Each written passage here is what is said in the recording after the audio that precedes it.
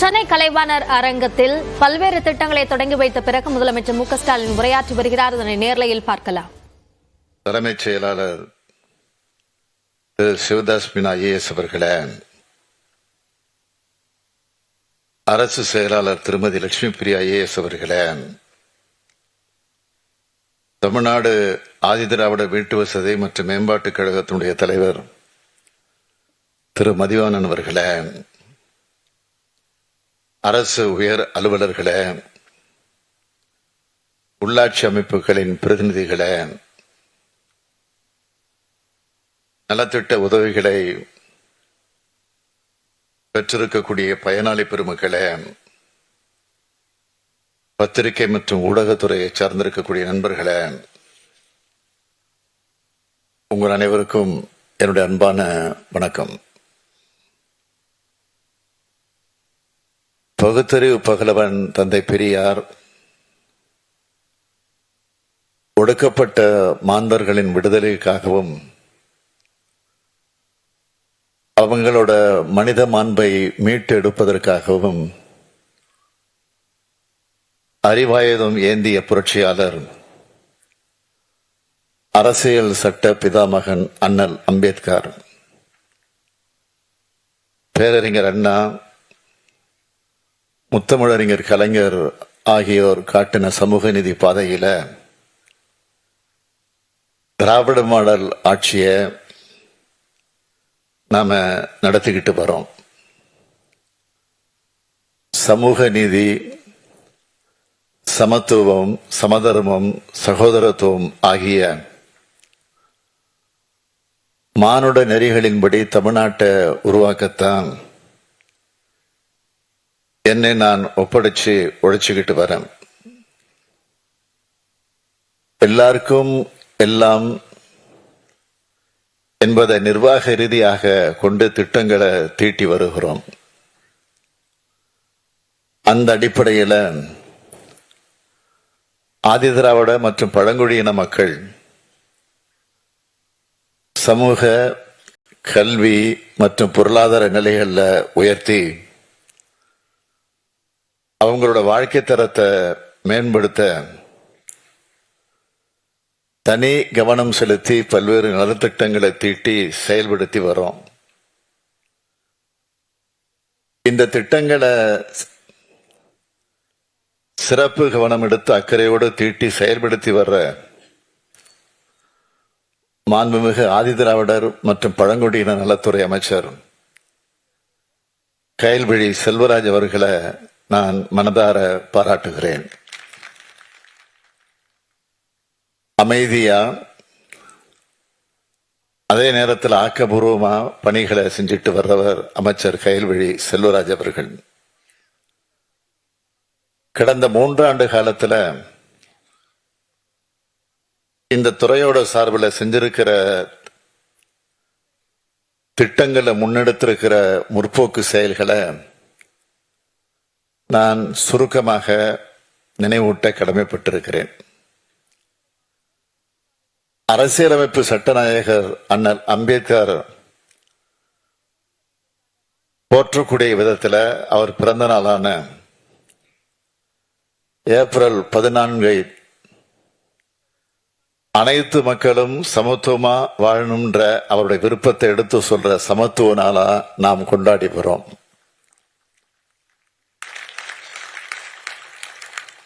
ஆதிதிராவிடர் மற்றும் பழங்குடியின மக்களுக்காக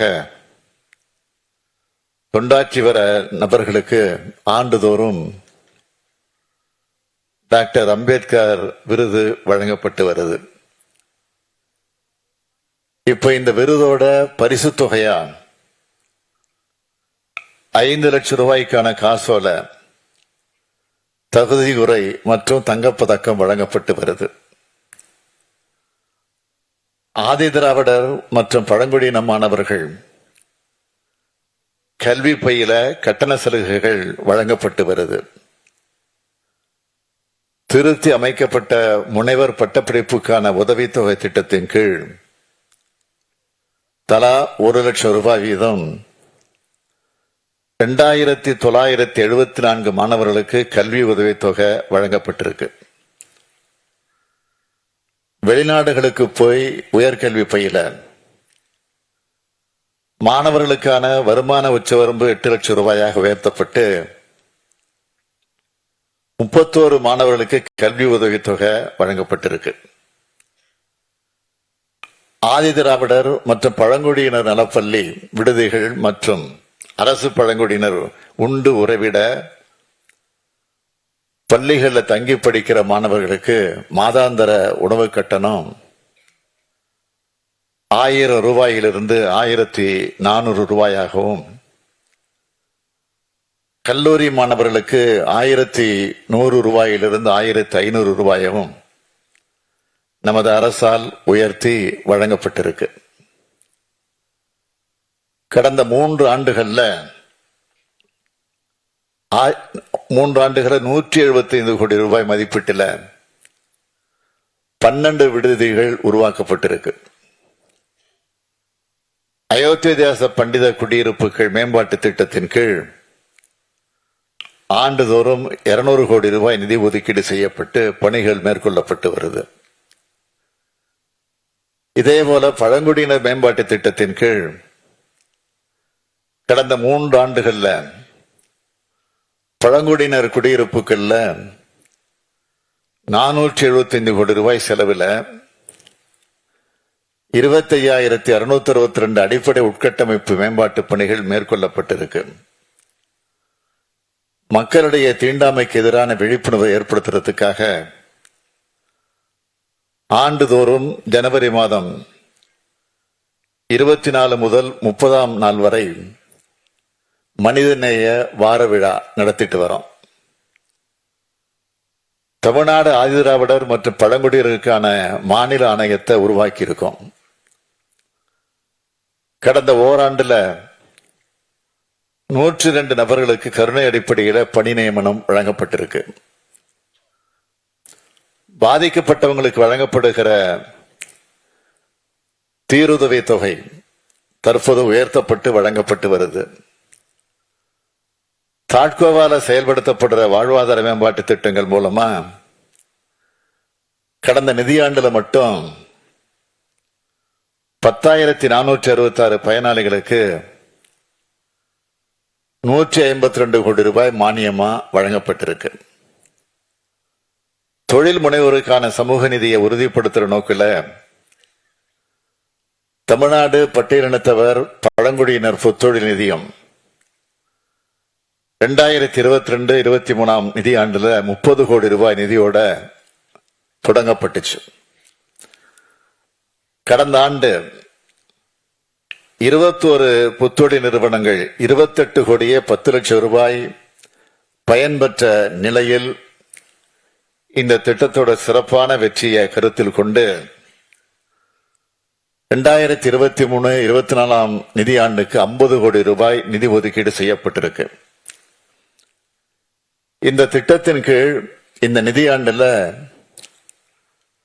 5 பழங்குடியினர் மற்றும் 21 ஆதிதிராவிட நிறுவனங்கள்னு மொத்தம் 26 நிறுவனங்கள் தேர்வு செய்யப்பட்டிருக்கு. இதுல 11 நிறுவனங்கள் மகளிரால் நிர்வகிக்கப்படுபவை என்பது குறிப்பிடத்தக்கது. ஆதிதிராவிடர் மற்றும் பழங்குடியின தொழில் முனைவோர் உற்பத்தி, வணிகம் மற்றும் சேவை சார்ந்த புதிய தொழில் தொடங்க திட்டத்தின் மொத்த மதிப்பீட்டில் 35 விழுக்காடு முதலீட்டு மானியத்தோட 1.5 கோடி ரூபாய் வரை கடன் பெற உதவுற அண்ணல் அம்பேத்கர் தொழில் முன்னோடிகள் திட்டம் நம்ம அரசால அறிமுகம் செய்யப்பட்டிருக்கு. இந்த திட்டத்துக்காக நடப்பு நிதியாண்டுல 100 கோடி ரூபாய் நிதியை தமிழ்நாடு அரசு ஒதுக்கி இருக்கு. அரியலூர் மாவட்டத்தில் இருக்கிற 16 கிராமங்கள்ல வாழுற மக்கள்ல 2000த்திற்கும் மேற்பட்ட தொழில் முனைவோரா மாற்றப்பட்டிருக்காங்க. ஈரோடு மற்றும் நீலகிரி மாவட்டங்கள் இருக்கிற பழங்குடியின மக்களோட வாழ்வாதாரத்தை மேம்படுத்துற வகையில உன்னிக்குச்சி மூலமா 1 கோடியே 36 லட்சம் ரூபாய் செலவில் தளவாட பொருட்கள் உற்பத்திக்கான தொழிற்கூடம் அமைக்கப்பட்டிருக்கு. காடுகள்ல வாழ்கிற பழங்குடியினரோட வன உரிமையை பாதுகாக்க 11,601 தனிநபர் வன உரிமைகளும் 691 சமூக வன உரிமைகளும் வழங்கப்பட்டிருக்கு. தூய்மை பணியாளர் நல வாரியம் திருத்தி அமைக்கப்பட்டு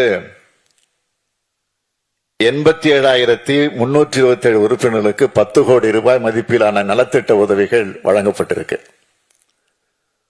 புதிரை வண்ணார் நலவாரியம் திருத்தி அமைக்கப்பட்டு அந்த மக்களோட வாழ்வாதார மேம்பாட்டு நடவடிக்கைகளை மேற்கொள்ள 2023-24 நிதியாண்டுல 10 கோடி ரூபாய் கூடுதல் நிதி ஒப்பளிப்பு செய்யப்பட்டுள்ளது. பழங்குடியினர் ஆன்றோர் மன்றம், பழங்குடியினர் நலவாரியம் மற்றும் நரிக்குறவர் நலவாரியம் ஆகியவை திருத்தி அமைக்கப்பட்டு செயல்பட துவங்கியிருக்கு. சமூக நிலைகள்ல உயர்த்த எல்லா முயற்சிகளையும் நம்ம அரசு கவனத்தோடு மேற்கொண்டு வருது. இதோட தன்னம்பிக்கை, சுயமரியாதை, அதிகாரத்தில் பங்கு போன்ற நிலைகள்ல ஆதி திராவிட பட்டியலின மக்களை உயர்த்துற பணிகளை அரசு செஞ்சிட்டு வருது. இப்படி தொடர்ச்சியான பணிகள் மூலமா தான் சுயமரியாதை சமதர்ம சமுதாயத்தை நாம உருவாக்கி ஆகணும். நிதி ஒதுக்கீடுகளால, தொலைநோக்கு பார்வையால, கண்காணிப்பால மற்ற வளர்ச்சிகளை நாம் எட்டிடலாம். ஆனா சமூக வளர்ச்சியும் சிந்தனை வளர்ச்சியும் மக்கள் மனங்கள்ல உருவாகணும். மக்களோட மனசளவு மாற்றங்கள் ஏற்படணும். இது அவ்வளவு சீக்கிரமா ஏற்படாது என்பதும் உண்மைதான்.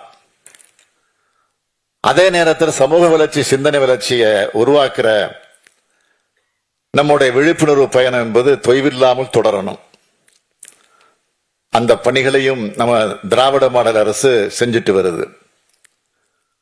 அண்ணல் அம்பேத்கரின் கனவான சுதந்திரம், சமத்துவம், சகோதரத்துவம் ஆகிய பண்புகள் நிறைந்த சமூக நீதியின் அடிப்படையிலான ஒரு சமத்துவ சமுதாயமாக தமிழ்நாட்டை உருமாற்றும் வகையில் நம்ம விழிப்புணர்வு பயணத்தை தொய்வின்றி தொடர்வோம். நன்றி, வணக்கம். சென்னை கலைவாணர் அரங்கத்தில் ஆதிதிராவிடர் மற்றும் பழங்குடியினர் நலத்துறை சார்பில் புதிய திட்டப் பணிகளுக்கு அடிக்கல் நாட்டி 184 கோடி ரூபாய் மதிப்பிலான நலத்திட்ட உதவிகளையும் முதலமைச்சர் மு க ஸ்டாலின் வழங்கி உரையாற்றியிருக்கிறார். விவரங்களை பின்னர் வரும் செய்திகளில் பார்க்கலாம்.